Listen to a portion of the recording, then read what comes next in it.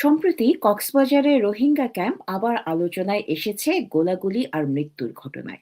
শুধুমাত্র মে মাসে রীতিমতো ক্যাম্পের ভেতরে ঢুকে গুলি করে হত্যা করা হয়েছে। কোনো পত্রিকায় এসেছে ৩ জন, কোনো পত্রিকায় ৪ জন, এবং আহত হয়েছেন অন্তত আরো ২ জন। তো রোহিঙ্গা ক্যাম্পে এই অপরাধ প্রবণতাটা সাম্প্রতিক সময়ে অনেক অনেক বেশি বেড়ে গেছে। কেন বেড়ে গেছে সেটা নিয়ে আজকে কথা বলবো আপনাদের সাথে। তার আগে আবার একটু বলি, ৫ এবং ৬ মে উখিয়া ক্যাম্পে খুন হন কেফায়েত উল্লাহ আলম এবং মোহাম্মদ কামাল। তারা আরাকান সালভেশন আর্মি এবং আরাকান রোহিঙ্গা আর্মির সাথে জড়িত ছিলেন। মাঝে কিছু সময় শান্ত থাকলেও রোহিঙ্গা শিবিরের নিয়ন্ত্রণ নেওয়া নিয়ে এই দুই দল আবারও সশস্ত্র দ্বন্দ্বে নেমেছে। কদিন আগে গুলিতে নিহত হন হাসান আহমেদ নামেও আরো একজন, যাকে পুলিশ বলছে তিনি নাকি ডাকাত দলের সদস্য। এখন রোহিঙ্গা ক্যাম্পের অবস্থা যে আগেও খুব ভালো ছিল সেরকম নয়। ২০১৭ সালে পৃথিবীর বাকি সব দেশ যখন এত বড় একটা শরণার্থী সমস্যা থেকে মুখ ফিরিয়ে নিয়েছিল, তখন গণহত্যার শিকার হওয়া এই জনগোষ্ঠীর পাশে দাঁড়িয়েছিলেন শেখ হাসিনা। লক্ষ লক্ষ শরণার্থীকে, এমনকি তার দলের অনেকের বাধাকে উপেক্ষা করে তিনি স্থান দিয়েছিলেন বাংলাদেশে। কিন্তু তখন থেকে রোহিঙ্গা শরণার্থী শিবিরের আইন শৃঙ্খলা সমস্যা এবং অন্যান্য সমস্যা নিয়ে বাংলাদেশ মাঝে মাঝে বিপদে পড়েছে। আওয়ামী লীগ সরকার এবং শেখ হাসিনার যথেষ্ট সাহায্য থাকার পরেও। ফাস্ট ফরওয়ার্ড ২০২৪, ক্ষমতায় এলেন মোহাম্মদ ইউনূস। এখন তার ক্ষমতায় আসার অন্যতম উদ্দেশ্য ছিল মায়ানমারের এবং রোহিঙ্গা জনগোষ্ঠীর দুর্দশাকে কাজে লাগিয়ে বাংলাদেশে মানবিকতার নামে আমেরিকার জন্য একটা করিডোরের ব্যবস্থা করে দেয়া।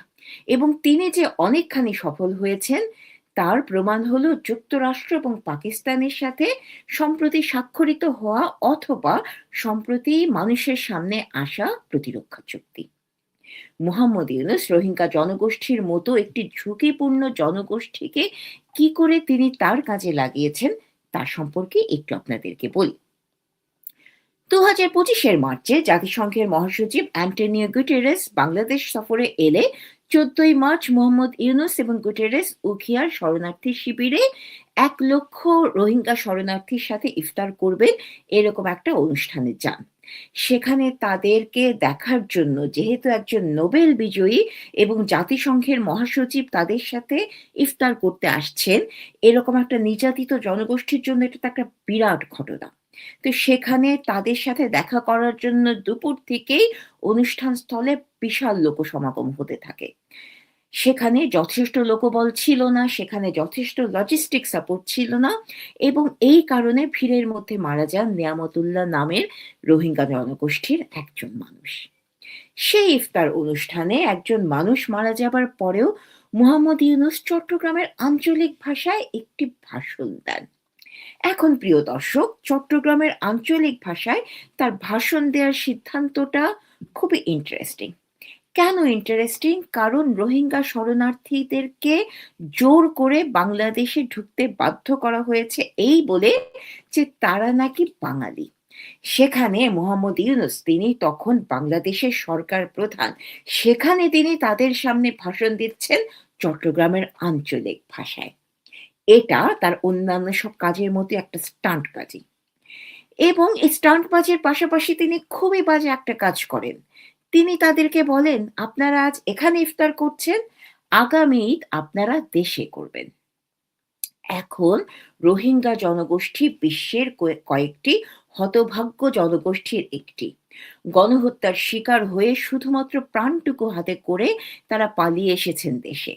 কেউ কেউ চোখের সামনে দেখেছেন তাদের প্রিয়তম পিতামাতা, স্ত্রী, স্বামী কিংবা সন্তানের মৃত্যু। প্রাণভয়ে আসার রাস্তাটুকু যথেষ্ট দুর্গম ছিল তাদের জন্য। শেখ হাসিনার প্রবল সহমর্মিতা এবং প্রচেষ্টা থাকার পরেও আর্থিক সীমাবদ্ধতায় অনেক কিছু করতে পারেননি তিনি। অভাব, রোগ, শোক, অপরাধ প্রবণতা তাদের নিত্যদিনের সঙ্গী।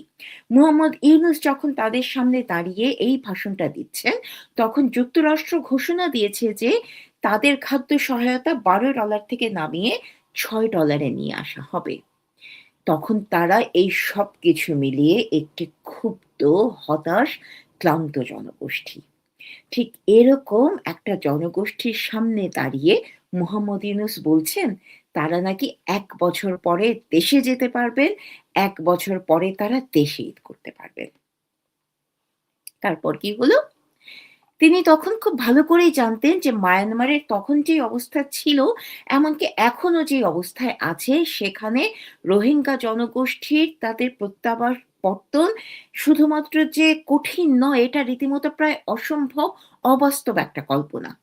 তাও তিনি এটা বললেন কিছুমাত্র সস্তা হাততালি পাবার জন্য। আরেকটা ঈদ চলে গেল। হামে ৪০০ শিশু মারা গেল। মোহাম্মদ ইউনূস ভিভিআইপি স্ট্যাটাস নিয়ে ঘুরে বেড়াচ্ছেন। আর রোহিঙ্গাদের অবস্থা শোচনীয় হয়েছে আরো।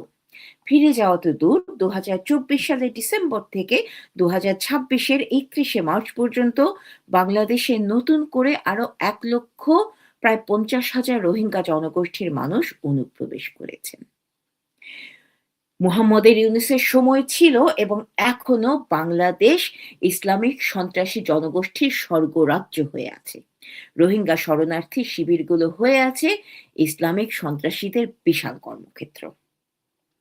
জুন ২০২৫-এ মোহাম্মদ ইউনূসের এই ভাষণে কয়েক মাস পরেই ইন্টারন্যাশনাল ক্রাইসিস গ্রুপ বা আইসিজি জানায়, রোহিঙ্গা সশস্ত্র গ্রুপগুলো বাংলাদেশের শিবিরগুলোতে সশস্ত্র প্রতিরোধ তৈরিতে কাজ করে যাচ্ছে।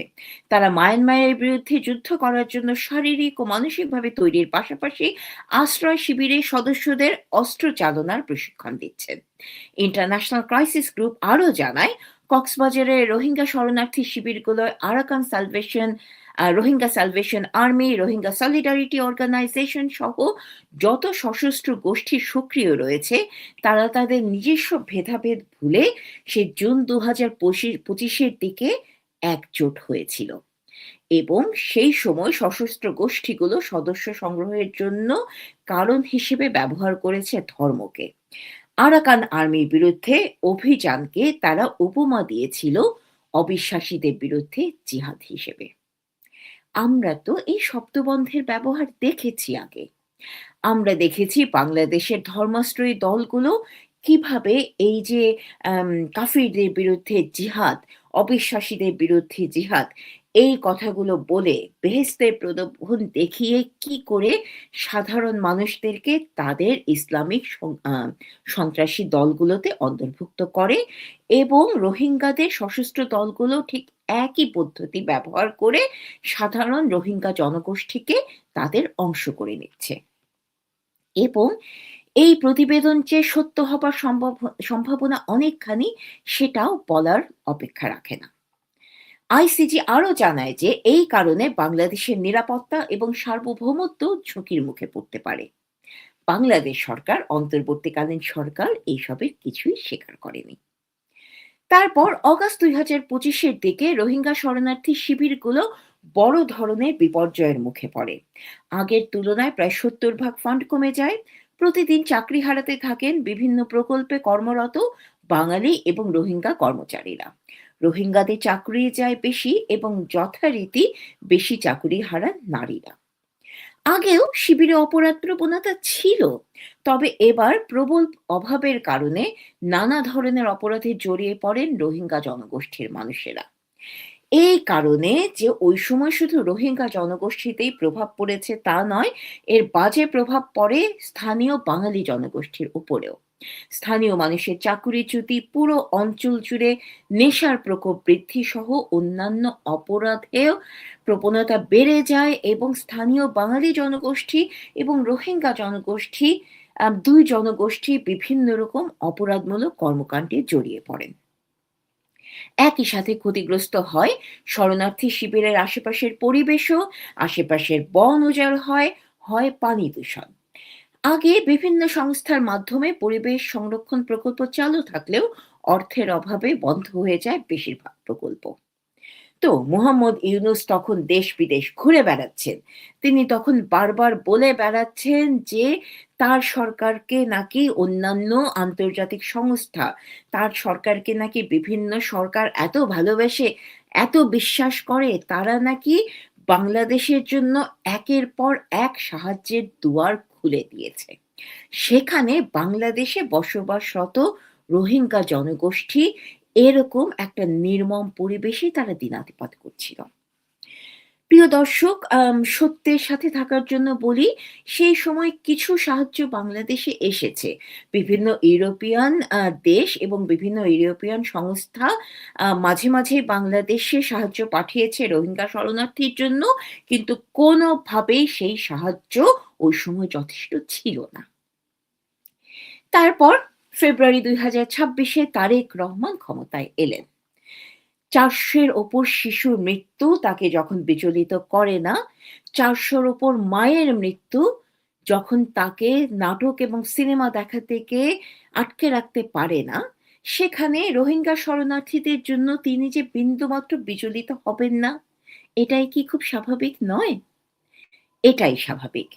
কিন্তু এখানে একটি কিন্তু আছে।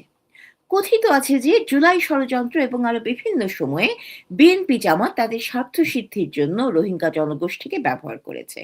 সম্ভবত তারই পুরস্কার হিসেবে সৌদি আরবে থাকা ৬৯,০০০ রোহিঙ্গা জনগোষ্ঠীর মধ্য থেকে ২২,০০০ রোহিঙ্গা জনগোষ্ঠীকে বাংলাদেশের পাসপোর্ট দেওয়া হয়েছে এবং বাংলাদেশের স্বরাষ্ট্রমন্ত্রী তিনি বলেছেন যে বাকিদেরকেও পাসপোর্ট দেওয়ার ব্যাপারে তারা খুবই চিন্তাভাবনা করছেন এবং তাদের খোঁজ খবর রাখার জন্য বাংলাদেশ থেকে রীতিমতো একটি টিম সৌদি আরবে পাঠানো হয়েছে। এখন নাগরিকত্ব আসলে তো কোনো ছেলে খেলা নয়। তারা চাইলেই যে কাউকে যেকোনোভাবে নাগরিকত্ব দিয়ে দিতে পারেন না। প্রিয় দর্শক, আমরা কি আসলে কোনোদিন জানতে পারবো কোন কাজের পুরস্কার হিসেবে বা কোন কাজের ইন্টেন্সিভ হিসেবে এই ২২,০০০ নাগরিককে রোহিঙ্গাকে নাগরিকত্ব দেওয়া হলো বাংলাদেশে? জানবো না। এখন তারেক রহমানের সরকার যেহেতু বাইরে বসবাসকারী রোহিঙ্গা জনগোষ্ঠীর বিষয়ে খুবই সহানুভূতিশীল, আমরা কি আশা করতে পারি যে বাংলাদেশে রোহিঙ্গা জনগোষ্ঠীর যারা অবস্থান করছেন তাদের ব্যাপারেও তিনি একই রকমভাবে সহানুভূতিশীল হবেন? অ্যাম হবেন না। বরং কেন রোহিঙ্গা শিবিরে এত গোলাগুলি হচ্ছে, এত মৃত্যু হচ্ছে, এত অপরাধ প্রবণতা ২০২৪ এর পর থেকে এভাবে শনৈ, শনৈ বেড়ে চলেছে তার আরো কিছু ব্যাখ্যা আপনাদেরকে দেই। এপ্রিল ২০২৬ এ ইন্টারন্যাশনাল রেস্কিউ কমিটি বা আইআরসি কক্সবাজারের শরণার্থী শিবির এবং আশেপাশের জনগোষ্ঠীর ৫০০টি পরিবারের ওপর পরিচালিত জরিপের ভিত্তিতে একটি প্রতিবেদন তৈরি করে। প্রতিবেদনে দেখানো হয় রোহিঙ্গা শরণার্থী অভিভাবকদের মধ্যে মাত্র ২% তাদের সন্তানদের ভবিষ্যৎ নিয়ে আশাবাদী। খাদ্য রেশন আবারও কমিয়ে দেওয়া হয়েছে, যা ন্যূনতম পুষ্টি চাহিদাও পূরণ করতে পারছে না। কিছু পরিবার মাসে প্রতি ব্যক্তির জন্য মাত্র $7 সমপরিমাণ সহায়তা পাচ্ছে। জরুরি ত্রাণ সহায়তা এখন কোনোভাবেই আর যথেষ্ট নয়। আন্তর্জাতিক মনোযোগ তুলনামূলক কম পাওয়া স্থানীয় আশ্রয়দাতা জনগোষ্ঠীও বড় ধরনের চাপের মুখে রয়েছে। আইআরসির জরিপে দেখা গেছে ২০১৬ থেকে ২০২০ সালের মধ্যে এসব পরিবারের গড় বার্ষিক আয় ২৪% কমে গেছে, আর অদক্ষ শ্রমিকদের মজুরি কমেছে ৩৮%। কারণ সহায়তা তহবিল কমে যাচ্ছে, একই সাথে বাড়ছে দীর্ঘমেয়াদী বাস্তুচ্যুতির অর্থনৈতিক চাপ। একই রকমের হতাশার খবর আসে মে ২০২৬ বিভিন্ন অর্থনৈতিক বেসরকারি উন্নয়ন সংস্থা ও সংবাদ মাধ্যম থেকে। বিভিন্ন সূত্রে জানা যায় বছরে $১ বিলিয়ন মতো মানবিক সহায়তা আসতো আগে রোহিঙ্গাদের জন্য। ২০২৪ সালে যুক্তরাষ্ট্রের সাহায্য কমে যাবার পরে ইইউ থেকে আসা সহায়তার পরিমাণও কমে যায়। আগের সাহায্যের তুলনায় এখন সাহায্য পাওয়া যায় অর্ধেকের মতো। এর ফলে আশ্রয়স্থলগুলো ভেঙে যাচ্ছে, আবার আশ্রয়স্থলগুলো মেরামত করা কিংবা নতুন করে আশ্রয়স্থলগুলো বানানো আর সম্ভব হচ্ছে না। রোহিঙ্গারা ক্ষুধা এবং অভাবের তাড়নায় বাইরে যাচ্ছেন, ক্যাম্পের ভেতরে চুরি ডাকাতি বাড়ছে। এই সুযোগে বিভিন্ন সশস্ত্র গোষ্ঠীগুলো রোহিঙ্গা জনগোষ্ঠীকে ব্যবহার করছে মাদক এবং অবৈধ অস্ত্র চোরাচালানে। তাছাড়া রোহিঙ্গাদের একটি উল্লেখযোগ্য অংশ পালিয়ে গিয়ে শিকার হচ্ছেন মানব পাচারের। অনেক রোহিঙ্গা জনগোষ্ঠী জড়িয়ে পড়ছেন বিভিন্ন সশস্ত্র জনগোষ্ঠীর সাথে। একটি জরিপে দেখা যায় বিভিন্ন গোষ্ঠী যেমন Arakan Rohingya salvation army, Rohingya solidarity organisation এবং আরাকান রোহিঙ্গা আর্মিতে ৫,০০০-এর বেশি তরুণ রোহিঙ্গা পুরুষকে যোগ দিতে বাধ্য করা হয়েছে। এইসব সশস্ত্র গ্রুপগুলোর দ্বন্দ্বে ক্যাম্পগুলোতে, শরণার্থী শিবিরগুলোতে চলছে প্রায় প্রতিদিনই দ্বন্দ্ব, খুনাখুনি এবং গোলাগুলি। এবং এই যে সংগঠনগুলোর কথা আমি বললাম, তারা প্রায় সবাই অস্ত্র এবং মাদক ব্যবসার সাথে জড়িত। আমাদের যারা নারীরা আছেন সেখানে রোহিঙ্গা নারীরা যারা আছেন এবং সেখানে যারা স্থানীয় নারীরাও আছেন, তারাও বিভিন্নভাবে অপহৃত হচ্ছেন, তারা নির্যাতিত হচ্ছেন, তারা ধর্ষিত হচ্ছেন। প্রচুর রোহিঙ্গা নারীকে দেহ ব্যবসায় জড়িত করা হচ্ছে, তাদেরকে বাধ্য করা হচ্ছে দেহ ব্যবসায় জড়িত হওয়ার। এবং আরো জানা যাচ্ছে যে প্রচুর সংখ্যক রোহিঙ্গা নারী তারা পাচার হয়ে যাচ্ছেন বিভিন্ন যৌনপল্লীতে। বলা হচ্ছে দেশের বাইরেও তাদেরকে বিভিন্ন যৌনপল্লীতে কাজ করতে বাধ্য করা হচ্ছে। তো এই হলো রোহিঙ্গা শিবিরগুলোতে আজকের অবস্থা।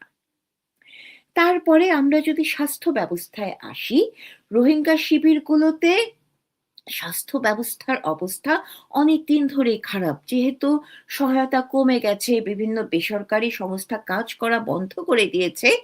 বাংলাদেশে যে জাতীয় স্বাস্থ্য ব্যবস্থা ছিল সেটা তো মোহাম্মদ ইউনূস একদম ভয়াবহভাবে ধ্বংস করে দিয়ে গেছেন। এই ধ্বংসের প্রভাব পড়ছে রোহিঙ্গার আশ্রয় শিবিরগুলোতেও। রোহিঙ্গা আশ্রয় শিবিরগুলোতে বিভিন্ন রকমের অসুখের প্রকোপ দেখা গিয়েছে। সেখানে যথেষ্ট পরিমাণ ওষুধ নেই। বিভিন্ন অসুখের পাশাপাশি যৌন রোগেরও একটা প্রকোপ দেখা দিয়েছে সেই রোহিঙ্গা শিবিরগুলোতে। তো এই হলো রোহিঙ্গা শিবিরের অবস্থা। তাছাড়া বাংলাদেশে হামে কি অবস্থা সেটা তো আমরা খুব ভালো করে জানি। হামের ছোঁয়াচ পুরো বাংলাদেশের মতো রোহিঙ্গা শিবিরেও এসে লেগেছে বাজেভাবে। রোহিঙ্গা শরণার্থী শিবিরে আসলে হামে আক্রান্ত শিশুর সংখ্যা কত সেই বিষয়ে খুব পরিষ্কার তথ্য এখনো সামনে আসেনি। বিভিন্ন আন্তর্জাতিক সংস্থা বিভিন্ন রকমের সংখ্যা দিচ্ছে, যেমন মেডিসিন সায়েন্স ফ্রন্টিস, যেটা ফ্রান্সের একটি সংস্থা, তারা জানাচ্ছে কক্সবাজারের রোহিঙ্গা ক্যাম্পগুলোতে প্রায় ৪০০-র কাছাকাছি হামের রোগীর সন্ধান পাওয়া গেছে এবং অন্তত ৩টি বাচ্চা মারা গেছে সেখানে। অন্যদিকে সেভ দ্য চিলড্রেন অস্ট্রেলিয়া থেকে বলা হচ্ছে রোহিঙ্গা ক্যাম্পে প্রায় ৫০০টি একদম নিশ্চিত হামের রোগী এবং ৬০ জন ল্যাব থেকে নিশ্চিত হামের রোগীর কথা জানা গেছে। তো প্রিয় দর্শক, আমরা যে পত্রিকা খুললেই কদিন পর পর রোহিঙ্গার আশ্রয় শিবিরগুলোতে গোলাগুলি, মৃত্যু, অপরাধ, মাদক ব্যবসা, ইয়াবার ব্যবসা, আম যৌন ব্যবসা, অস্ত্রের ঝনঝনানি, এই বিষয়গুলো শুনছি। এই বিষয়গুলো আসলে ঘটছে। এগুলো রোহিঙ্গাদের জন্য একটা নিয়মিত ঘটনা। এখন প্রিয় দর্শক, আমাদের দায়িত্বটা আসলে কি? এই সরকারের দায়িত্বটা আসলে কি? এবং এই সরকার এই দায়িত্বটা কিভাবে পালন করছে? করছে না। মনে রাখতে হবে রোহিঙ্গা শরণার্থী একটা গণহত্যায় আক্রান্ত হওয়া শরণার্থী। এবং গণহত্যা কি সেটা আমরা জানি। আমাদের থেকে গণহত্যা আসলে কি সেটা পৃথিবীর খুব বেশি জনগোষ্ঠী আসলে জানে না। আমরা গণহত্যার শিকার হওয়া একটা জাতি এবং সেই স্মৃতিকে মাথায় রেখেই যখন এই স্রোতের মতো শরণার্থী বাংলাদেশে আসা শুরু করলো ২০১৭-তে, শেখ হাসিনা একদম দ্ব্যর্থহীনভাবে সেই শরণার্থীদের জন্য বাংলাদেশের দরজা খুলে দিয়েছিলেন এবং তিনি সর্বোচ্চ চেষ্টা করেছেন সেই শরণার্থীদের পাশে থাকার, সেই শরণার্থীদের জন্য যতভাবে যতটুকু সুবিধা দেয়া যায় ততটুকু চেষ্টা করার। তারপরে মোহাম্মদ ইউনূস এসছেন। তিনি সেখানে গেছেন, স্টান্টবাজি করেছেন, কিন্তু রোহিঙ্গাদের জন্য একটা যে স্থায়ী কিছুর ব্যবস্থা করা, স্থায়ী সহায়তার ব্যবস্থা করা, তিনি কিছুই করতে পারেননি। করতে পারেননি বলা ভুল, তিনি আসলে করার কোনো রকম চেষ্টাই করেননি। তিনি শুধুমাত্র তাদেরকে ব্যবহার করেছেন আন্তর্জাতিক বিভিন্ন মহলে দৃষ্টি আকর্ষণের জন্য। তিনি বিভিন্ন জায়গায় গেছেন এবং গিয়ে বলেছেন যে শেখ হাসিনা নাকি তাদের প্রত্যাবাসনের কোনো চেষ্টাই করেনি। তিনিই নাকি একমাত্র ত্রাতা যিনি তাদেরকে প্রত্যাবাসনের ব্যবস্থা করেছেন এবং সেই ব্যবস্থার কি ফল সেটা তো আমরা এখন দেখতে পাচ্ছি। তারেক রহমান এখন যেই সরকার আছে তারা এই শরণার্থীদের ওপরে যে এরকম একটা অভিশাপ নেমে এসেছে, সেই অভিশাপের বিষয়ে তাদের অবস্থান কি, তাদের বক্তব্য কি, সেই বিষয়ে তারা আসলে কোনো রকমের কোনো ব্যবস্থা নিচ্ছে না। তারা গণহত্যার শিকার হওয়া একটা শরণার্থী গোষ্ঠীকে রেখে দিয়েছে, এমনভাবে তাদের সাথে ব্যবহার করছে যে তারা যেভাবে হয় হোক, তারা যদি মৃত্যুবরণ করে, তারা যদি এই বিষয়ে আক্রান্ত হয়ে আহত হয়, হোক, সেটা যেন তাদের মাথা ব্যথা না। এখন প্রিয় দর্শক, আমার মনে হয় আমার আম এই ভবিষ্যৎবাণী যদি ভুল হয় আমি খুশি হব। কিন্তু আমার যেটা মনে হয় তারেক রহমানের সরকার, বিএনপি সরকার যে তাদেরকে এভাবে অবহেলায় একটা দিকে ফেলে রেখেছে, তাদের এই নিয়ে একটা দীর্ঘমেয়াদী পরিকল্পনা আছে। সেই দীর্ঘমেয়াদী পরিকল্পনাটা হলো এরকম, একটা জনগোষ্ঠী যখন দিনের পর দিন বঞ্চনা, অসহায়ত্ব, ক্ষুধা, দারিদ্র্য, রোগ এবং অভাবের সাথে যুদ্ধ করতে থাকে, একটা নির্দিষ্ট সময়ের পরে তারা আসলে পরিণত হয় এক ধরনের মেশিনে। সেই মেশিনকে যেভাবে বলা হয়, তখন তারা তাদের বেঁচে থাকার জন্য যেকোনো কিছু তারা তখন করতে প্রস্তুত থাকবে। আমার ভয় হচ্ছে বিএনপি জামাতের এই সরকার, তাদের পরিকল্পনাটা হলো এটাই। তারা রোহিঙ্গা জনগোষ্ঠীকে এমন একটি জায়গার দিকে ঠেলে নিতে চায়, সেখানে যাবার পরে তাদের আসলে ফিরে আসার কোনো রাস্তা থাকবে না। তখন এই বিএনপি জামাত তাদেরকে যেভাবে ব্যবহার করতে চায়, ঠিক সেভাবেই তারা ব্যবহার করতে পারবে। আমি খুব আশা করব আমার এই চিন্তাটা ভুল। কিন্তু একই সাথে আমি দুঃখ প্রকাশ করছি। কারণ বিএনপি জামাতকে আমি যতটা চিনি, আমরা যতটা চিনি তাদের পক্ষে এরকম কাজ করা বিন্দুমাত্র অসম্ভব নয়। তাই আমার অনুরোধ থাকবে আপনাদের কাছে, আপনারা আওয়াজ তুলুন। আমরা একটা দীর্ঘ সময় শরণার্থী হিসেবে অন্য দেশে কাটিয়েছি রোগে, শোকে, অভাবে, অপরাধে। সেখানেও আমরা মৃত্যুবরণ করেছি, পরিবারকে মারা যেতে দেখেছি। কিন্তু আমাদের অশেষ সৌভাগ্য ছিল, বঙ্গবন্ধু ছিলেন বলে, আওয়ামী লীগ ছিল বলে আমরা আমাদের দেশে ফিরে আসতে পেরেছিলাম। আমরা যেন আবারও এমন কিছু করতে পারি, যেখানে রোহিঙ্গা শরণার্থী মানুষেরা যতদিন বাংলাদেশে বেঁচে থাকবেন, তারা তাদের ন্যূনতম সুযোগ সুবিধা নিয়ে হলেও মাথা উঁচু করে বেঁচে থাকতে পারবেন এবং একটা সময় আমরা তাদেরকে সসম্মানে তাদের দেশে ফিরে যাবার ব্যবস্থা করতে পারব। এইটুকুই বলার ছিল। জয় বাংলা।